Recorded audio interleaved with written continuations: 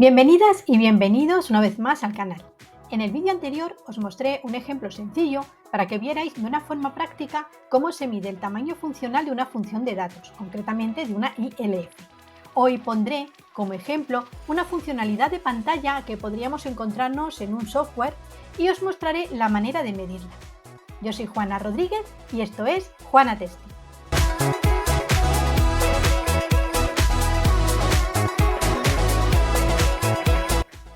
Antes de ver el ejemplo, quiero que veáis cómo se determina la complejidad de las funciones transaccionales y cómo se transforma esa complejidad en el valor numérico del tamaño funcional. Al igual que en el caso de las funciones de datos, debemos evaluar tres parámetros para obtener el tamaño funcional expresado en puntos función. Para las funciones transaccionales, debemos evaluar los tres parámetros a la vez. Tendremos en cuenta los datos elementales o DET, es decir, los campos que cruzan los límites de la aplicación y las entidades referenciadas o FTRs necesarias en dicha función transaccional. Simultáneamente, identificaremos el tipo de función transaccional que estamos tratando. Este punto es importante porque los rangos que tendremos en cuenta para obtener las complejidades varían según la función transaccional. A través de la combinación de las dos primeras, obtendremos la complejidad que puede ser alta, media o baja. Esa complejidad es traducida a un valor numérico, que es el que nos va a dar el tamaño funcional. Para ello se tendrá en cuenta nuevamente el tercer parámetro, que es el tipo de función transaccional. Es decir, si se trata de una entrada externa, de una salida externa o de una consulta externa. Así obtendremos el valor numérico del tamaño funcional que corresponde a cada una de ellas. Como podréis ver, en la tabla de complejidades existen diferencias entre los rangos de los valores de los DET y FTR según el tipo de función ante la que nos encontremos. Para los EOs y las EQ, los rangos de los valores son los mismos, pero para las EIs hay diferencias significativas. También hay que poner especial cuidado en contabilizar bien los grupos lógicos que impactan. Es un error frecuente contabilizar las tablas físicas en lugar de los grupos lógicos. Esto no es correcto, ya que, como ya hemos dicho en vídeos anteriores, no tiene que haber necesariamente una correspondencia entre tabla física y entidad lógica. De hecho, lo más habitual es que no la haya. También hay que tener cuidado de no contabilizar los subgrupos lógicos de los ficheros lógicos como FTRs. Si se tiene que referenciar varios subgrupos lógicos de un mismo fichero lógico en la función transaccional, identificaremos solo la ILF o EIF correspondiente, es decir, siempre a un nivel superior. Una vez obtenida la complejidad, aplicaremos el tercer parámetro para calcular el tamaño funcional, que es el tipo de función transaccional, EI, EO o EQ. Aplicando la complejidad obtenida a la función transaccional correspondiente, obtendremos un valor numérico que será su tamaño funcional. Es importante tener en cuenta que una EQ siempre debe tener como mínimo un FTR. Las EIs y las EOs pueden no tener ningún FTR debido a que entre sus lógicas de procesamiento se encuentra el de alterar el comportamiento del sistema, aunque lo habitual es que sí lleven al menos un FTR. En la descripción os dejo el enlace del vídeo 5 para que podáis refrescar conceptos. Vamos a mostrar un primer ejemplo. Supongamos nuestra aplicación académica en la que se solicita que se desarrolle un formulario como el que se muestra. La pantalla muestra un formulario a través del cual se pueden dar de alta a un estudiante en el centro educativo. Consta de dos apartados, uno superior en el que se rellenan los datos correspondientes al estudiante y un apartado inferior para rellenar los datos de los progenitores o tutores legales. La información debe ingresarse directamente escribiendo en las distintas casillas habilitadas para ello. Finalmente, el usuario pulsará el botón Guardar y la información se almacenará en la base de datos del centro en la entidad estudiantes sin realizar ningún tipo de validación extra de la información. El único dato que no rellenará el usuario es el número de expediente, que será calculado automáticamente por la aplicación en el momento de guardar el resto de datos.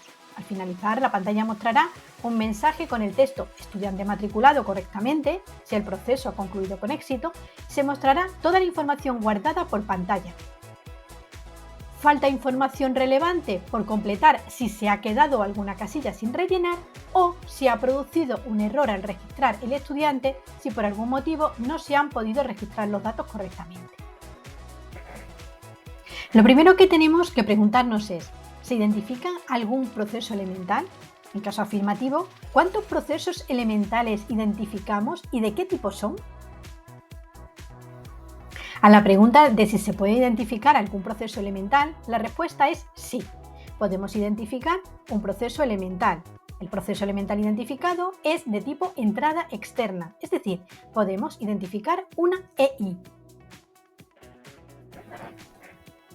Recordad que he indicado que existe un campo que no rellena el usuario, es decir, es derivado y se genera en el momento en el que el usuario rellena la información. En el vídeo 5 indiqué las lógicas de proceso que eran aplicación a cada una de las funciones transaccionales. Los cálculos matemáticos y la obtención de datos derivados eran una de las lógicas de procesamiento necesarias y obligatorias para poder identificar un proceso elemental como salida externa.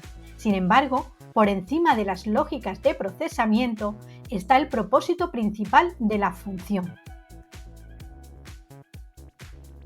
El propósito principal es, por tanto, quien nos debe marcar el criterio para identificar ante qué función estamos. En este caso, el propósito principal es almacenar datos en la entidad de negocio. Dentro del mismo proceso existe una lógica, llamémosla secundaria, que mostrará los datos almacenados a través de la pantalla y mostrará además este campo, que es un dato derivado. En este ejemplo podemos ver también cómo, a pesar de que hay varias lógicas de proceso, guardar datos en el sistema para mostrar la información, guardada creando además un dato derivada, etc., el proceso elemental es único, ya que la funcionalidad no queda satisfecha hasta que no se ejecutan todas las lógicas de procesamiento requeridas por el usuario. Podéis consultar el vídeo 6 para que refresquéis conceptos. Os dejo también el enlace en la descripción. Así pues, en el ejemplo tendremos un único proceso elemental de tipo entrada externa, es decir, una EI. Vamos a ver ahora la complejidad de la misma. Tendremos 13 datos elementales, de los cuales 11 son campos que cruzan los límites. De estos 11, 10 campos cruzan los límites desde fuera de la aplicación hacia dentro de la aplicación. Son los campos que rellenamos en el formulario.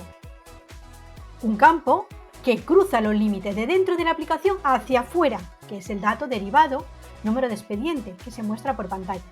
Además, debemos contar un campo más por la capacidad de lanzar el proceso mediante el botón guardar. Recordad que os conté en vídeos anteriores que no se cuenta un campo más por cada mecanismo proporcionado para lanzar la acción, sino uno por la capacidad de lanzarla.